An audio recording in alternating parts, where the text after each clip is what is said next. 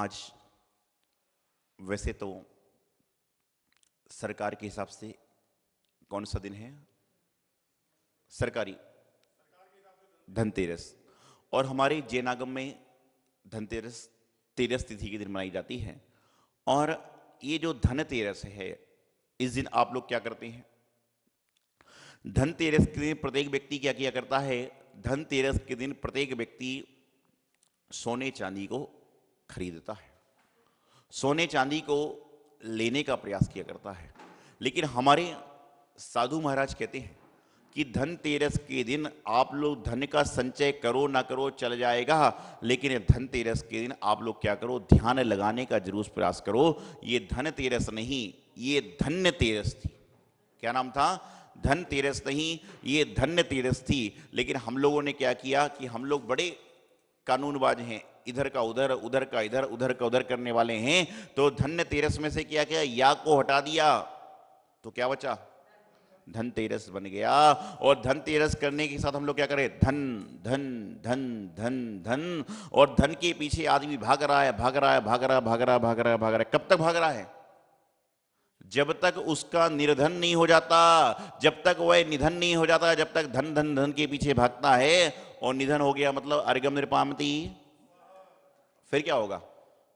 तुम धन के पीछे नहीं भागोगे, तुम्हारे घर में सिरफोड़ी होगी, तुम्हारे घर में झगड़े पैदा होंगे कि धन धन धन जोड़ जोड़ के चले गए तो क्या हुआ? निधन तक धन के पीछे लगे रह गए। बेटी कहती मेरा हिस्सा तो इतना है, बेटा कहता माँ की सेवा मैंने करी है, चाचा कहता इस संपत्ति में तो मेरा हक था। जिसने कभी आपसे बात नहीं करी वह भी हकदार बन रहा है। क्यों? क्योंकि आपने अपने जीवन में धन को महत्व दिया।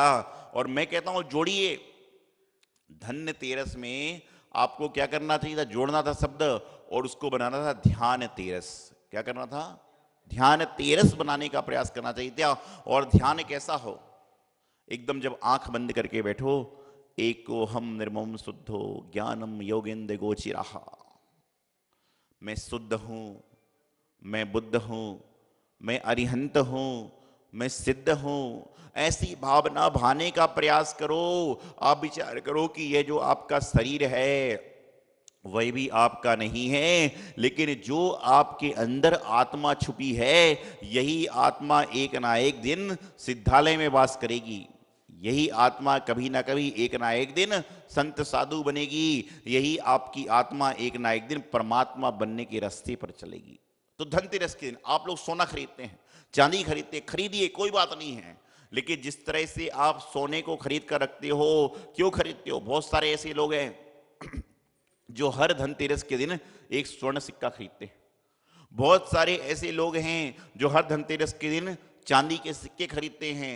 बहुत सारे ऐसे लोग हैं जो हर धनतेरस के दिन कोई ना कोई नए नोट की गड्डी लाकर घर में जमा कर लेते हैं। लेकिन आप में से ऐसे कितने लोग हैं जो धनतेरस के दिन कोई जिनवाणी खरीद कर, कोई चांदी की डिब्बी मंदिर के लिए ले जाने वाली खरीद कर, कोई चांदी का बर्तन पूजा का खरीदने के लिए, कोई चांदी की घंटी घर में बजाने के लिए, कोई चांदी की कलम लिखने के लिए खरीदते हैं। आप विचार करिए कि आप खरीदें, कोई बात नहीं है, ग्रस्त की चीज भी खरीदिए, लेकिन जब धनतेरस पे खरीदारी करने जाओ तो एक छोटी सी चांदी की डिब्बी लाओ। और वह डिब्बी इसलिए लाओ कि जब मंदिर जाओ, जब जब भी मंदिर जाओ, तो उस मंदिर का गंधोदक, प्रभु जी का गंधोदक लो और चांदी की डिब्बी में घर लेकर आओ। घर में लाने के बाद मैं कहता हूं आपका बच्चा बिल्कुल मंदिर नहीं आ रहा, कोई बात नहीं, गंधोदक लेना नहीं चाह रहा है, कोई बात नहीं, सोते सोते समय उसके ऊपर छिड़क दो। आप सोते सोते समय उसके ऊपर छिड़क दीजिए। शास्त्र तो ये कहता है कि गंधोदक लगाने से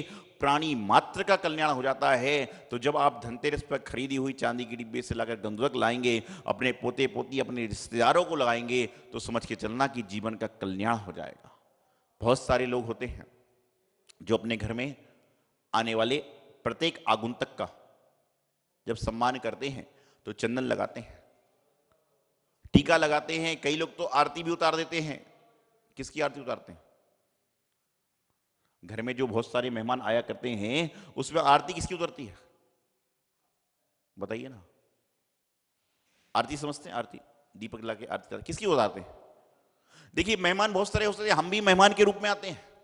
जो आपके यहाँ संत महापुरुष आया करते हैं वही भी मेहमान के रूप में आया करते हैं। तो जो मेहमान के रूप में आते हैं, कई लोग ऐसे होते हैं जो ग्रस्त की आरती उतारने में लगे हैं, लेकिन कई लोग ऐसे समझदार होते हैं कि आरती उनकी उतारी जाती है जिन्होंने ऐसा काम किया हुआ है, आरती उनकी नहीं उतारी जाती है कि जो खुद तुम्हारे से गैरबीता काम कर रहे हैं।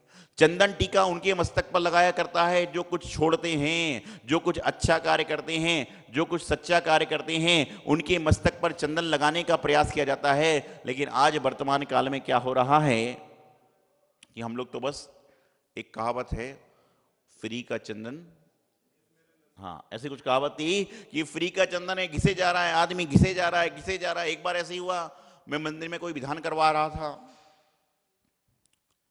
तो मैं अक्सर कहता हूं कि भैया जिस तरह से भोजन करते समय कोई कंट्रोल नहीं रखते, उसी प्रकार से भगवान के चरणों में द्रव्य चढ़ाओ तो बिना कंट्रोल के चढ़ाइए, मुट्ठी भर भर के चढ़ाइए। लेकिन उसके साथ में मैं एक बात और कहता हूं कि घर से लाकर चढ़ाइए, मुट्ठी भर भर के चढ़ाइए लेकिन घर से लाकर चढ़ाइए। तो मैंने देखा एक व्यक्ति बहुत भर भर के मुट्ठी चावल, चिटक, नैवेद्य, लड्डू चढ़ाए जा रहा था। मैंने कहा इस व्यक्ति पर मेरे प्रवचन का असर पूरा हुआ है। तो इतने में मंदिर का माली बोलता पूरा नहीं, आधा हुआ है। मैंने कहा समझा नहीं।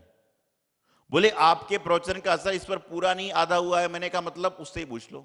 मैंने कहा भाई बड़े धर्मात्मा हो, इतनी सारी सुंदर सुंदर द्रव्य लेकर आ रहे हो, सुंदर सुंदर द्रव्य चढ़ाने के लिए लेकर आ रहे हो, और अच्छे अच्छे उससे आप द्रव्य भर रहे हो, क्या बात है? बोले महाराज जी मैं लेकर नहीं आया, मैं तो मंदिर का सामान लेकर चढ़ा रहा हूं। मैंने कहा कोई बात नहीं, कल से घर से लेकर आना। तो जब अगले दिन मैंने विधान कराया तो मैंने देखा जिस बंदे ने कल 3-4 प्लेट चावल सामग्री चढ़ा दी थी, उस बंदे ने छोटे से 200 ग्राम के डिब्बे में कल से ज्यादा पूजा आज कर डाली, और बोले महाराज जी आपके आशीर्वाद से पूजा संपन्न हो गई। मैंने कहा भाई कैसे संपन्न हो गई? बोले महाराज जी मैं आपका पक्का भक्त हूं, आपने कहा था कि भर भर के चढ़ाइए, तो मैंने कल भर भर के चढ़ाया। और आपने एक दिन कहा था कि वस्तु का दुरुपयोग ना हो, तो मैंने सोचा कल तो भर भर के चढ़ा दिया है तो आज दुरुपयोग ना हो, इसलिए 2-2 चावल चढ़ा रहा था, 2-2 चावल। अरे क्या होगा ऐसे कल्याण का?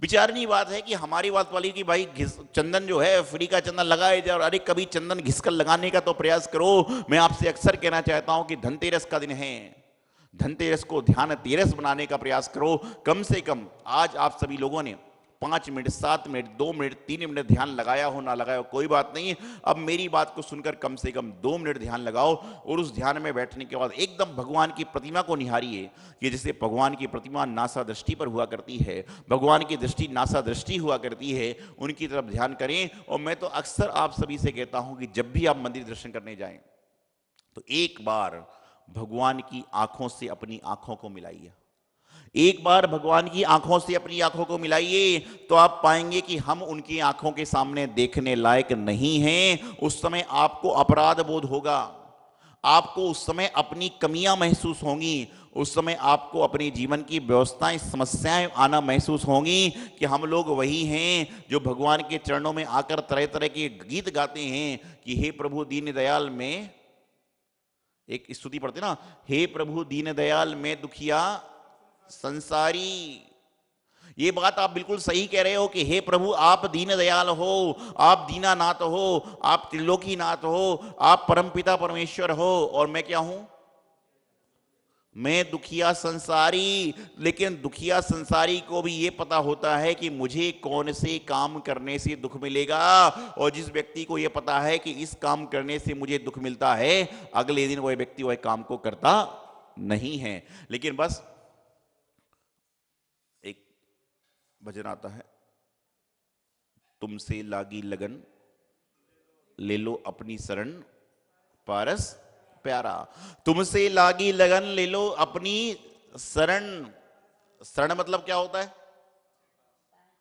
भगवान के पास में जाना, शरण में पहुंचना। लेकिन कब तक? जब तक मैं मंदिर के अंदर हूं तब तक। तुमसे लागी लगन, कब तक लगन लग गई? जब तक मैं मंदिर के अंदर हूं, जब तक मैं गा रहा हूं तुमसे लागी लगन। और लगन ऐसी होती है कि जो एक बार लग गई, एक बार लग गई तो जिंदगी में जब तक शरीर पर कफन नहीं आता है तब तक लगन छूटती नहीं है। लेकिन हमारी लगन तो क्या है? धोती मंदिर की बदली, और लगन तो मंदिर में। कहते एक भजन में कहते हैं, लगन तुमसे लगा बैठे जो होगा देखा जाएगा। क्योंकि उनको पता है कि लगन एक वस्तु ऐसी है, लगन समझते, लगन कई जगह प्रयोग होता है, शादी ब्याह के अवसरों में भी लगन होते हैं। तो मैंने आपसे क्या कहा, लगन ऐसी लग जाती है जो कफन तक साथ में चलती है। जब लगन के मंडप के फेरे हो जाते हैं तो कब तक के फेरे हो जाते हैं? जब तक आदमी कफन नहीं ओढ़ता, जब तक लगन का संबंध बना रहता है। तो जब तुम्हारा गृहस्थों का लगन का संबंध एक बार बन जाता है तो जिंदगी भर चलता है। तो प्रभु के चरणों से जब तुमने लगन लगा ली है तो छूटेगा कैसे? ये तो जिंदगी में छूटने वाला ही नहीं है, अगले जन्म तक साथ में जाने वाला है। तो जो भी है, यहां पर ध्यान तेरस की बात है, धन तेरस की बात है। तो धन्य धन्य तेरस को धन्य धन्य तेरस बनाने का प्रयास करें, ध्यान तेरस बनाने का प्रयास करें। क्योंकि हमारे जीवन में आज से ही आपने दीपों को जलाना प्रयास कर लिया, आज से ही आपने दीपकों के द्वारा आरती करने का प्रयास कर लिया, आज से ही आपने क्या किया कि भगवान के चरणों में अन्य सारे कार्यों को करना संपन्न कर लिया। और बड़े पुण्य की बात है कि आज मंदिर जी में यहाँ पर चबर आदि की व्यवस्था हो रही है। पुण्यशाली, सौभाग्यशाली, भाग्यशाली वे लोग हैं कि जिन्होंने चांदी तो खरीदी लेकिन भगवान के मंदिर में चांदी लगाने का प्रयास किया। इससे बड़ी धनतेरस आपके जीवन में कभी आ ही नहीं सकती, इससे बड़ी धनतेरस आपके जीवन में कभी संपन्न हो ही नहीं सकती।